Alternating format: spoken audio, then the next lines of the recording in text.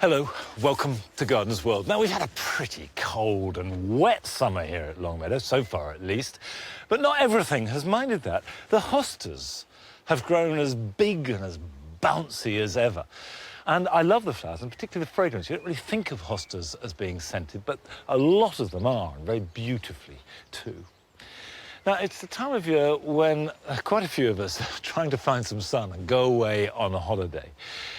And you can guarantee that the day you leave, the garden will be looking perfect and the weather will be a joy, and there'll be reports from wherever you're going to of the worst weather for 100 years.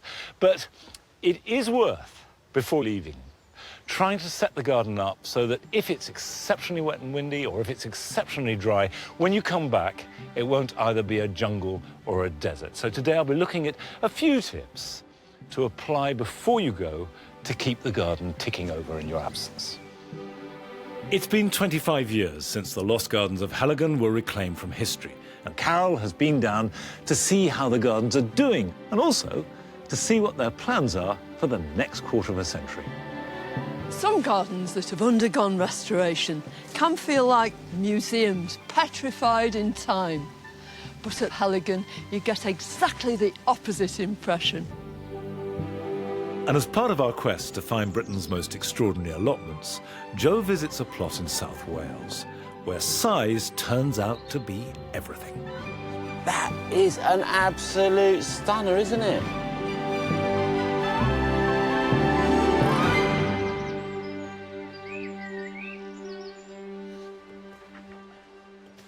I've often mentioned the importance of deadheading to keep flowers being produced and not letting the ones that have faded go to seed, because when that happens, the plant diverts its attention from making new flowers into making seed.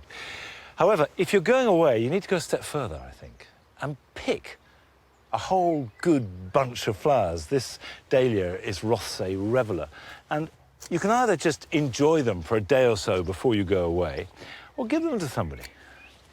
What it's doing is it's cutting the plant back. It's going to take a week or so to generate new buds, but that's fine, because when you come back, it means there'll be a decent display and the plant will be more compact. It will extend the flowering season, so everybody benefits. Now, let's pop those in there.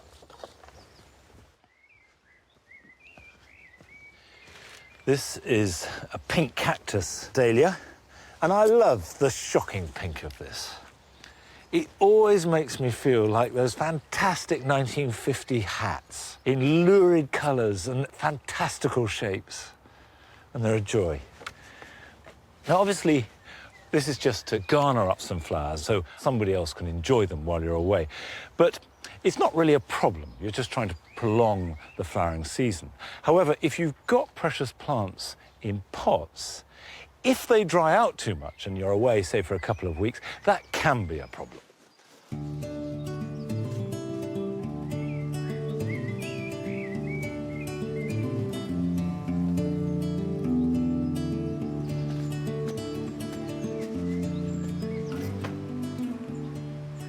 Right, that gives those a bit of a drink before I take them indoors. Now, talking of having a bit of a drink, if you've got pots, particularly large pots, on a patio or a terrace, and they are full grown and in full flower, they'll be thirsty. And if, as chance has it, it is very hot and dry while you're away, then they will lose a lot of water very quickly, and a fortnight can be enough to kill some plants. So it's important you take what action you can to mitigate against that. Now, the first thing to do is to group as many pots together as you can. Now, obviously, for effect, you space them out. You want them to look good. But if you get the pots and just bunch them like that, it's going to do a number of things. It will create a little microclimate, because the ones on the inside will evaporate and lose moisture much more slowly.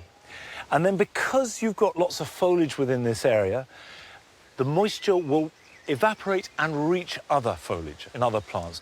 So that's action number one. Group your pots together as far as possible, and if you can move them into the shade, so much the better.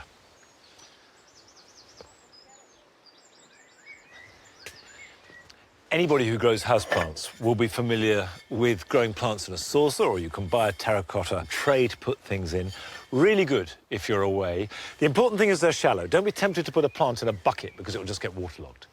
You just want to have a little bit of water at the base so the plant can draw upon it as it needs it. If you've got plants on a table or raised up like this, perhaps on a wall, they're going to be much more exposed to wind. So take them off and put them down on the ground because wind will dry things just as effectively as hot sun. I shall pop these underneath them so that they can sit in water and that will be fine.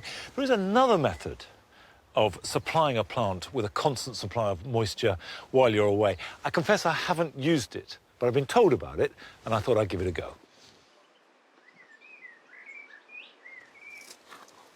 Now, the principle of this method is very simple. You have a container of water, a bucket is handy.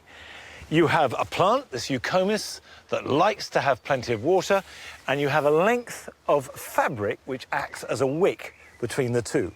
So bury one end in the soil, and it is important to bury it rather than just place it on there, and then put this in the water. The theory being is that this will become saturated and flow down, and as it dries out, it'll draw more water down. I'm told it works very well. We'll see. Now, when I was a child, I remember a couple of times going on a holiday in Cornwall to a place called Mevergissey. Now, nearby are the lost gardens of Heligan. And when I was a child, they were still very lost indeed. But 25 years ago, restoration began. And, of course, it's become a very famous story. And Carol has been down there to visit them, to see what the gardens are like 25 years on, and also what their plans are for the next quarter of a century. There are few ideas more tantalising than that of a secret garden that's been lost to nature for decades. In 1990, a hurricane ripped through the heart of Cornwall. But amid the devastation, the storm unearthed the bones of a dilapidated garden, revealing rare and exotic species from all over the world. Can you imagine pushing your way through the undergrowth, through briars and brambles, and suddenly realising that it's not just a wilderness, that in actual fact it's an enchanted garden? 25 years later, after painstaking and loving restoration, the garden has been restored to its former Victorian splendour.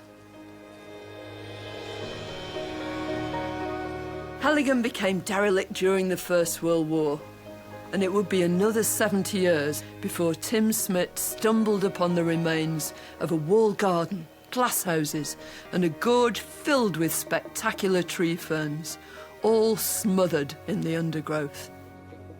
Tim told me about the day he first discovered the garden. In truth, it was like love at first sight. Everything that both moves you and me about things like the secret garden was here that day. You know, the peeling green paint on the door of the walled garden with the rusty hinges just slightly ajar.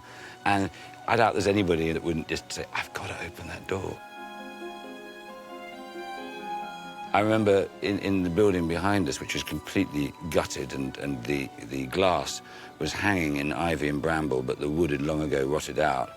And I remember seeing an old pair of vine scissors on a nail hanging out of the crack in plaster, and just getting this tremendous sense of, a bit like the Marie Celeste, as if someone had said tea and everybody had gone fully expecting to return, but they didn't, and it felt terribly romantic.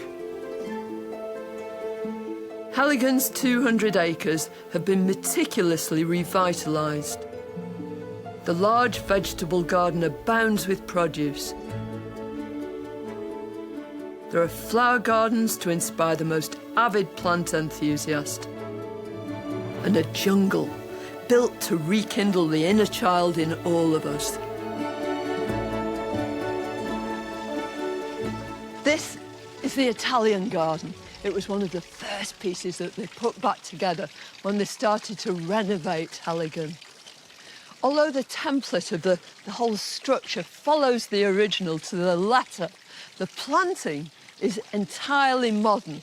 There are crocosmias, there's masses of verbena and fennel, and some of the most beautiful plant combinations. Anthemis tinctoria just thrusting these big golden stars up through a bronze-leaved geranium with a little bit of soft grey stachys at the side. Heligan moves on. However much the team at Heligan acknowledge the history of the garden, their planting is completely up to date. These plants are so typical of the things that love this kind of environment. This great big Romnea coulteri, a tree poppy with grey glaucous foliage, but these tissue paper flowers. And then the arching stems of this diorama. And of course, queen of the bunch, the agapanthus, in pale blues, deep blues, but all with these big sprays of bursting flowers.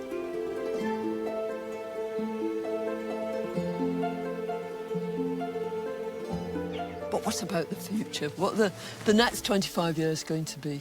I want us to be the best productive garden in the world, the best vegetables, the best soft fruits. I want us to have the most fantastic herb and spice garden, interested in medicinal plants, delivering the skills for young people that are now relevant. I'm really interested in creating a career path for people who come here. You know, you actually want these places to be full of life. You want to have young people and old people together doing stuff, because actually there isn't much more important than growing stuff together. Tim aims to make horticulture appealing, attractive and relevant. He wants to make it something young people want to do. But from the people employed here to the planting and hard landscaping, the entire project is being sensitively managed in the spirit of those who used to work in the garden. Some gardens that have undergone restoration can feel like museums petrified in time. But at the Lost Gardens of Heligan, you get exactly the opposite impression. Yeah, the gardens have been restored to their former glory, but rather than reaching a final resting place, you feel that what has been created is a springboard into the future.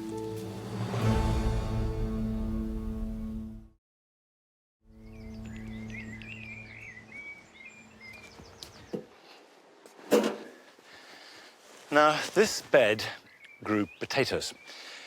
And if you're going to be away, you can guarantee that this will fill up with weeds quicker than you can apply sun cream.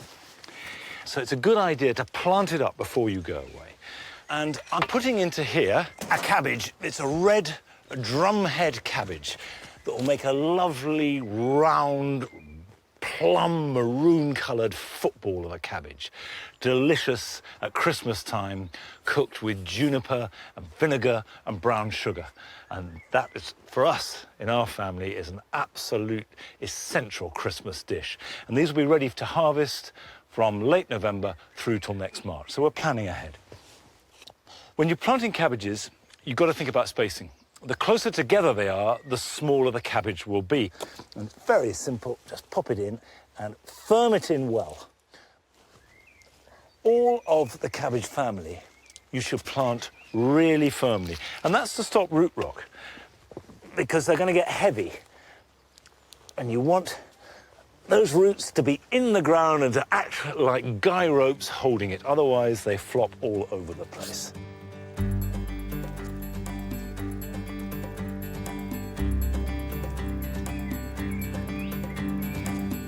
I know some people feel that you shouldn't water brassica in, but let the roots grow out looking for moisture.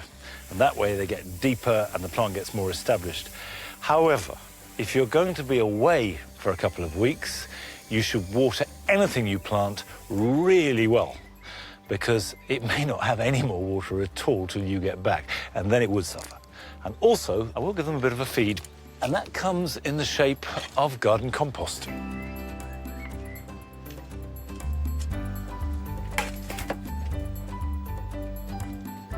Now, these are planted and they will be fine up to a point. But as soon as I leave here, they will be attacked. Pigeons have become a big problem at Longmeadow, and I need to protect them from those. And at this time of year, cabbage white butterflies are the enemy of all brassica growers. So what we're trying to do is stop the butterfly laying its eggs. And the best way to do that is to put up a barrier.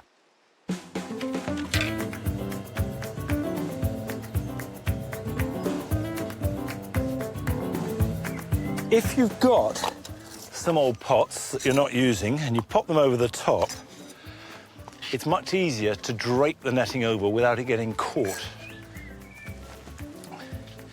Now, I'd say that this net is far too small for a cabbage white butterfly to squeeze through, but it is amazing what they will get through. So certainly no bigger than that.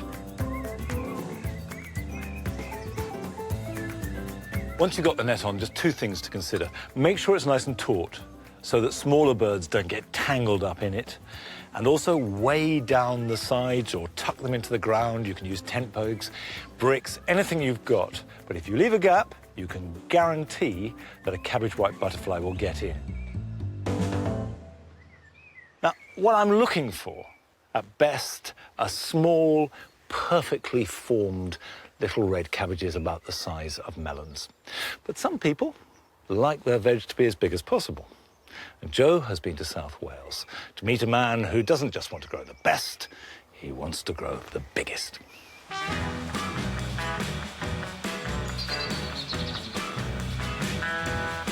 Dear Gardener's World, I grow a variety of vegetables and flowers, and it'd be a pleasure to welcome you to come along and see my allotment in the small Welsh village of Llanharry. Regards, Philip Vowles.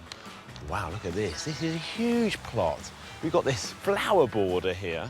Edibles, of course. Strawberries along here. But where is he? Bill? Hello, I'm in here, Joe. Ah, you're in the polytunnel. Yeah. Struth, this really is a giant allotment packed full of giant veg. Phil, where are you? Hello, Ah, Joe. Hello. there you are. Hello. Nice to meet How are you. Yeah, good. Nice to meet you. Is this a cabbage? That's a cabbage, yes. That's one of mine, my beauties. That is just incredible. From metre-long carrots to world record-breaking cucumbers, Philip Vowles has been growing here in his giant allotment for the past 30 years. I grow them to show, but the biggest I take to the local pub, and they'll cook them up for a Sunday lunch, and they'll feed, 120, 140 people, I expect. Should we have a little measure of them? It's not about size, it's all about weight. I'm estimating 70, 80 pounds. 70, 80 pounds? Yes. 14 and a half feet Yeah, in circumference. that's right. Do you use a lot of chemicals on them? No, they're organically grown. They're organically Yes, grown? yeah. The only thing I do use is molasses, which is a sugar-based thing. Ah, there's always a secret Well, in there. you know, You've just given it away, you know. Well, I put it in a bottle of water, stirred it up, get a nice head on it, like a pint of beer, and then poured it over the cabbage. Over the leaves? Over So the it's like leaves. a foliar feed? Foliage feed, yeah. It certainly works, doesn't it? What's under those blankets? There's a few secrets under those blankets. Look at that. Wow. Oh, that was even bigger. They get a bit bigger as you come up the tunnel here. That's like a crocodile skin, isn't it? That's just 4 weeks growth there. 4 weeks. So it's grown about sort of a foot a week. Foot a week, yeah. And I got one slightly bigger. This is the really big one. I'm very pleased with this one. Holy smokes. Yeah. That is an absolute stunner, isn't it? That's 5 weeks growth. 5 weeks growth, of course it is. So how heavy do you think that might be? Well, I'm estimating it's going around the £100 at the moment. The show is in 2 weeks' time, and I'm going to debate whether to cut it for the show or possibly go for a world record. I've been showing now 30 years, and I've never seen a longer marrow. So the potential, that could go grow in another 3 or 4 weeks, and I could be a world beater. Now, why do you blanket them over? Skins get so hard with direct sun on them, they grow so quick and they just burst open. The energy's got nowhere to go. Nowhere to go, that's right. Are we covering them up? Yeah, we better, yeah. The old sun is coming out, yeah. Okay.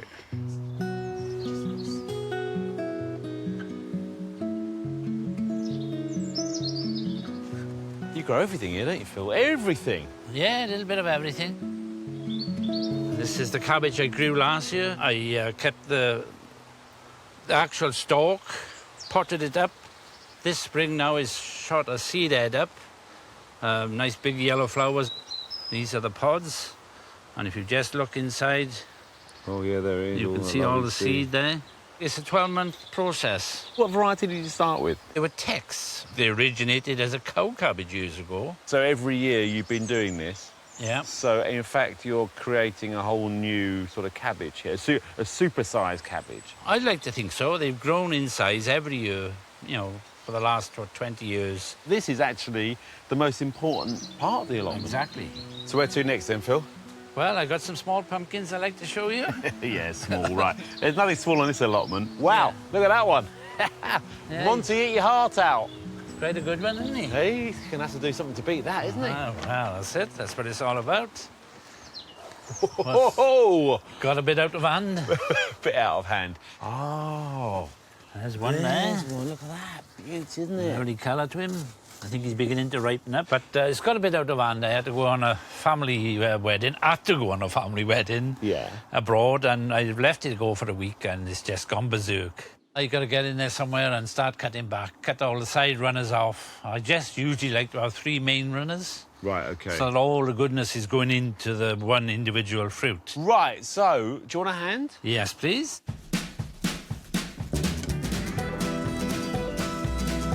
What are your absolute top tips for growing giant veg? Every day you've got to spend hours watering, cutting back, and patience. You've got to look at your plant, and the plant will tell you whether it wants water or feeding. We all meet in the pub occasionally, and there's a bit of bragging goes on. I got this big, and I got the biggest. And my answer is always, do your talking on the day. Yeah. It's not about winning. I saw a no. competitive element of you there. My money is on that marrow. Oh, good. Yeah. That's if I cut it, but I'm not 100% whether I'm going to cut it yet. Watch this space. Right.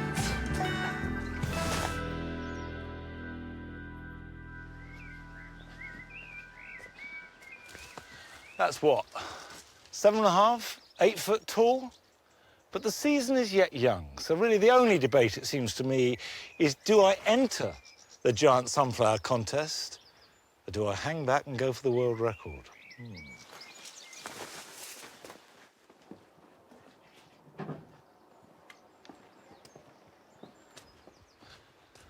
I planted these yews to make a hedge to replace what had been a box hedge hit by blight last spring.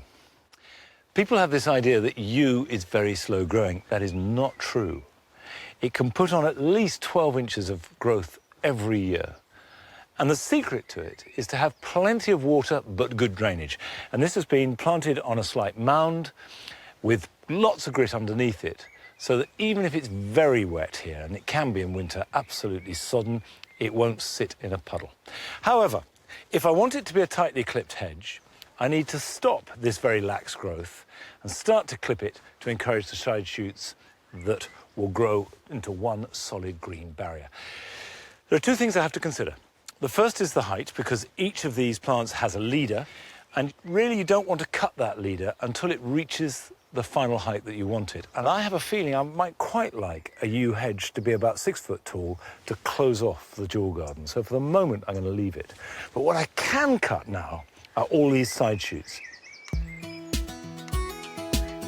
Just giving it a light trim will have 2 really good effects. The first is we've got a slight batter on it, so the top is narrower than the bottom. So the bottom will get more sunlight and therefore grow more strongly and keep nice and thick and bushy. And the second is that at every cut point, you're stimulating side shoots to grow, so that is making the hedge grow thicker, even though it's very young, and may grow twice as tall. Now, August into October is the very best time to cut yew. That way it will stay absolutely crisp right through till next May, whereas if you cut it earlier, you have to cut it twice. Now, it's certainly hedge cutting season, but yew needn't just be clipped in neat hedges. It's brilliant for topiary, and you can train it and clip it to almost any shape. And to satisfy Nigel's enormous ego, there is a statue slowly growing of his dogginess. Right, Nige? I need you to pose for me. Come on, you're a good poser. Come on. Come on. The Nigel topiary has been slowly growing. It's got a long way to go yet. But if you want to make a topiary animal, it's a perfectly good way to start. I had 2 plants left over from the hedging, so I popped them in here, put a very crude frame up, and gradually have been shaping it. This is his back. That's going to be his head, his forelegs, his chest, his back legs there, and then his tail. So what we need to do is clip along the back, because we don't need that. So just tie that in a little bit. This is just to hold the shape until we get enough stems in there. Now, if we cut your nose off there, Nige. Oh dear. Disappointed?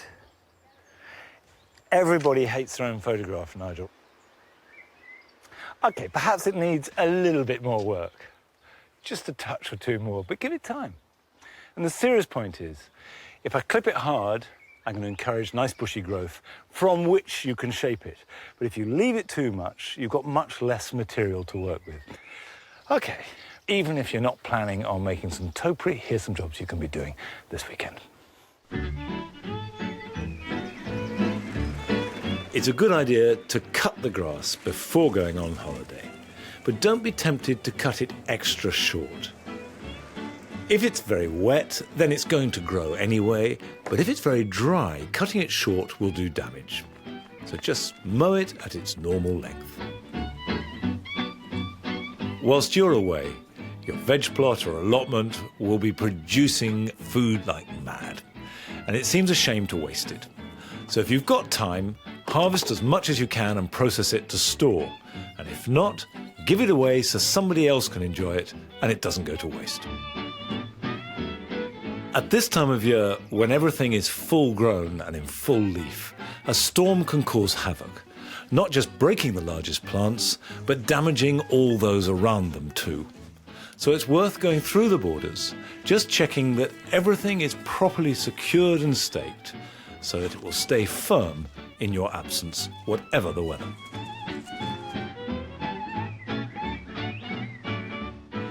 The important thing is to try and get as much done in the garden before you go away, so you can relax and enjoy your holiday, and when you come back, it's easy to get back into the swing of things.